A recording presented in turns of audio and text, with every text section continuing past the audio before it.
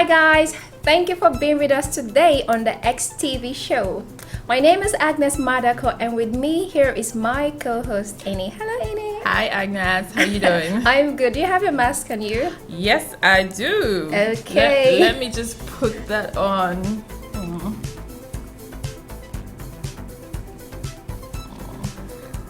I feel protected already with my hand sanitizer already on me. I got it. Okay, so hand sanitizers, face masks, bacterial wipes, surface cleaners, and don't go too close to someone who's coughing or sneezing. Yes. Those are the things to be careful, to be safety measures to take this period where we're all scared of the coronavirus, and we hope that it doesn't get worse than it is already. Yeah. Hopefully we get rid of it like we did Ebola, Yeah, we're strong people, We're strong. We definitely overcome this. And guys, avoid where there's so much crowd.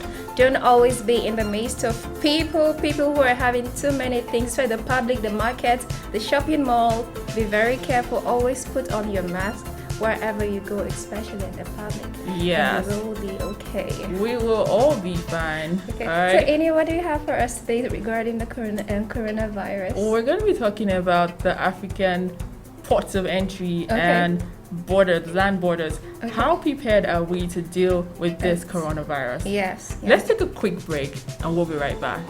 Stay tuned. Hi, welcome to XTV, your one-stop channel for African entertainment updates on music, trends, fashion, events, comedy, and lots more.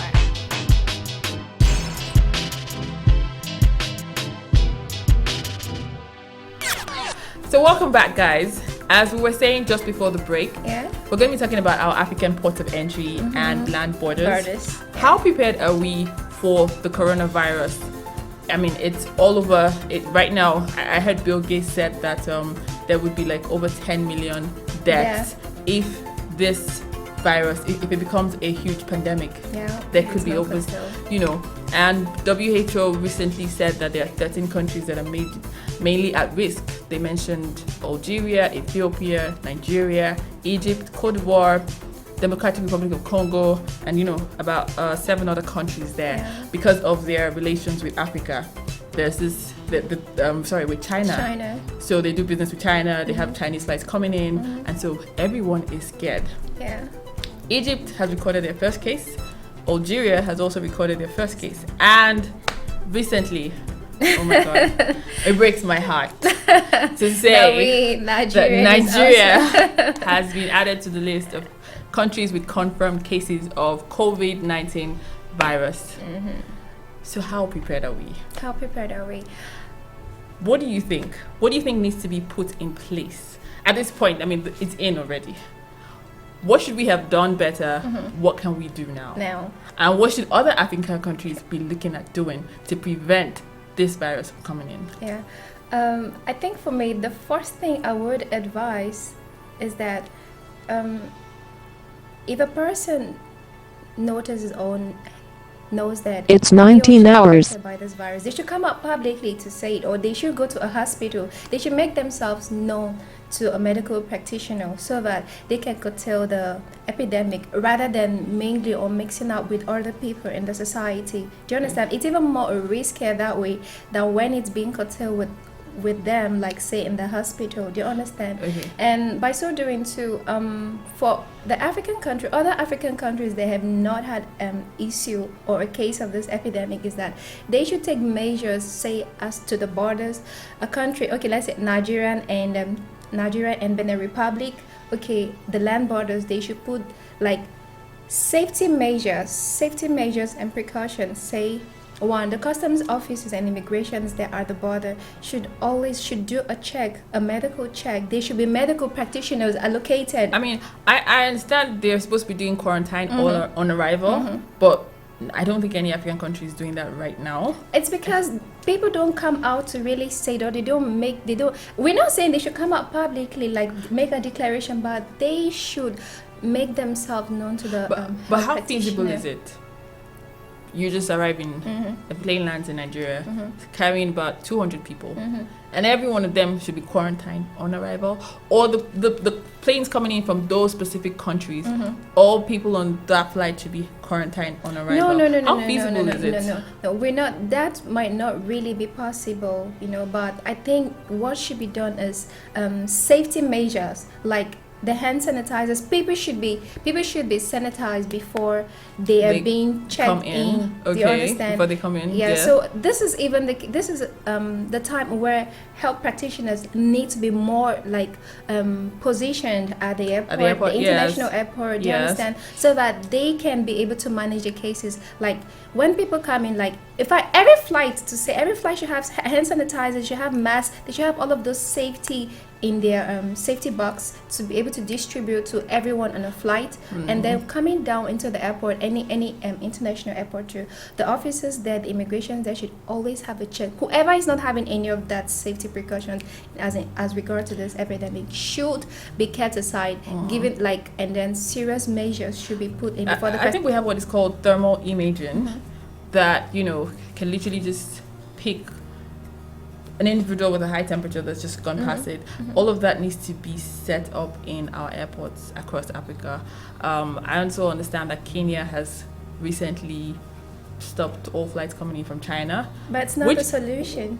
Well, it might not be the solution, but it's like a precautionary measure. It's not a solution. It prevents people from coming in from China. I mean, they have that covered, first of all.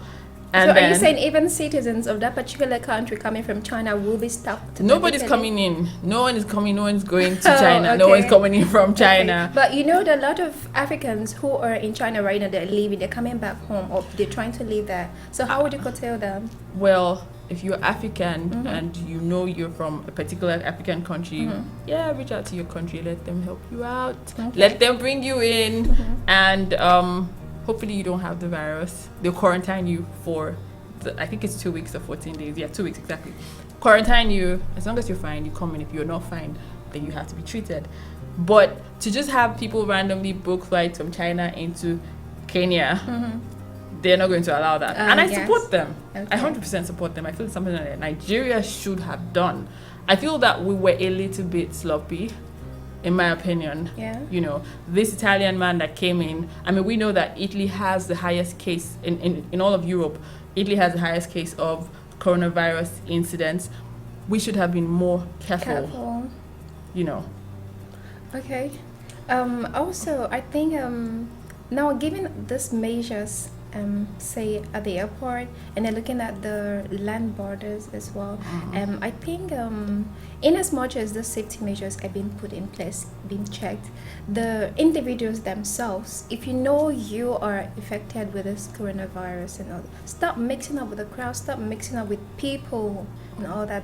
Be in a place where you know that it can be curtailed within you and the medical practitioner, just so you don't get it spread. We understand people running around their businesses, trying to make one or two things, trying to put things together, but this is more critical. Like health is your health is life, your health is wealth. Like if you're not healthy enough to take all of those things, I don't think there's any way that even when you get them, the wealth will last. So I think by the time it gets to a stage where you as an individual, you're infected, it probably would have gone pretty far. That means you're showing the symptoms already. And this virus can be transmitted even when you're not showing symptoms. That's the problem. It has a long incubation period. So you might not be showing any symptoms, but you're passing the virus.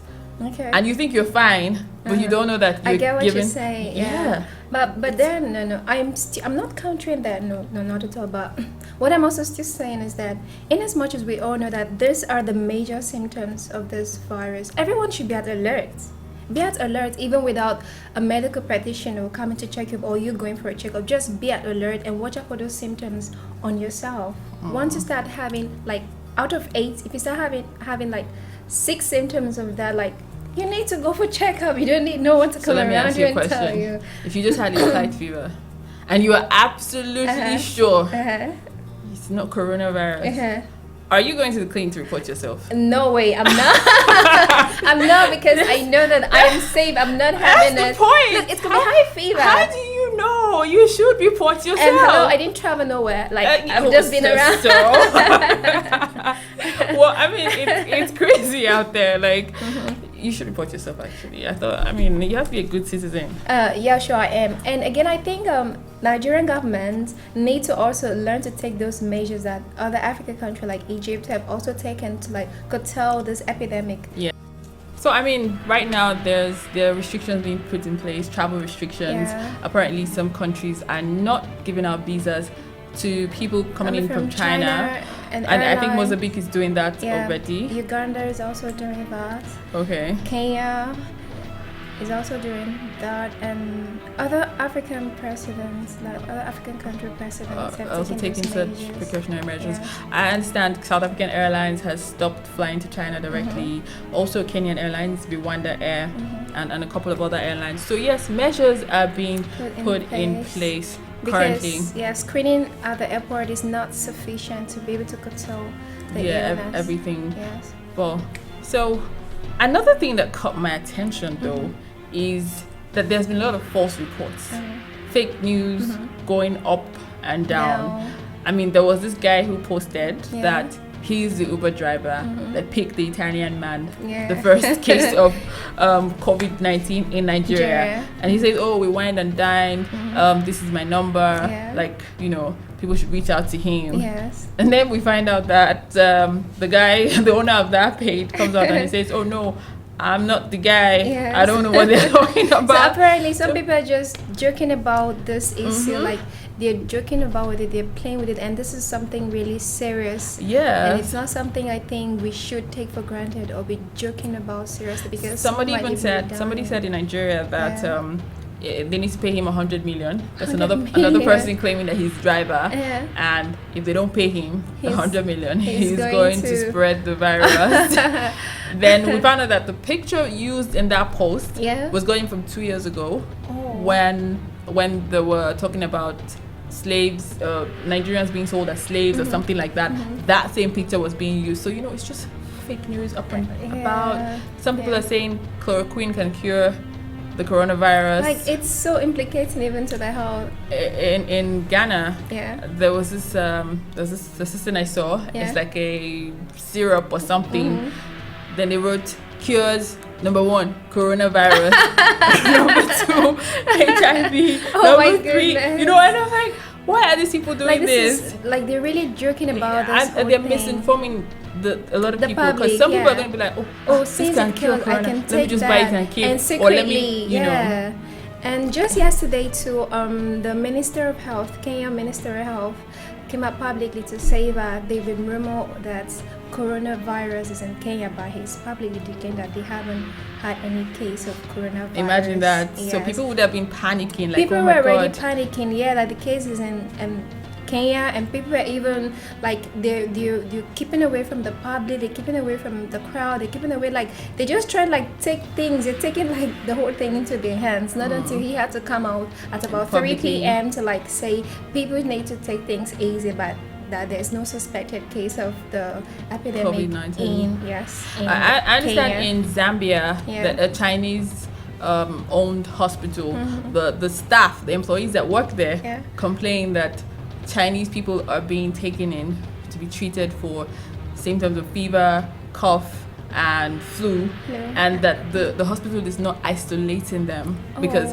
it's run by a Chinese group of people. And that's dangerous. That's really dangerous if it's true. But then the Zambian Ministry of Health came out to say it's not true, it's false, and you know, people to stop spreading wrong news or fake news and everything. So lots of false information. Is it fear mongering, or is it just general misinformation? I mean, even in Tanzania too, as of 2 days back, they've not been recorded of a case of a coronavirus, but yet people are already panicking in Tanzania. They're like, okay, so you can't touch me. There's this greeting method now. They greet with their legs, like when they call it the corona greeting pattern. Like when they want to greet, it's like they say hello to you from afar, or they like kick with their legs, greet with their legs, left, right, and then they bow like, you don't touch me. Like this whole thing is so sarcastic. Yes, but we need to get the right kind of information out there. Exactly. What do people need to know? know what how can this thing be transmitted, especially for parents. Their kids don't know anything. They need to be guided. So parents need to have the right information. Teachers, schools, everybody needs to have the right information out there so that we can all protect ourselves adequately. Okay, guys, so like Ini said earlier, there are measures. People shouldn't panic about this epidemic. Panicking and bringing false news will not help in any way, especially amongst Africans. But I think, as we've all known, we should take note of the symptoms first of all, and then any of the measures, like what we need. And then also, don't be afraid to submit yourself for screening and isolation in case you have a fever. Don't hide. Don't panic. And don't administer self-medication. Because a lot of people will take to that. Exactly. So guys, you've heard it here. Be safe out there. This has been quite an interesting segment, and we'll be ending here for today. My name is Ini. This is Agnes, and this is the X TV show. Join us for some more interesting and exciting gist on the show. Don't go nowhere. See you.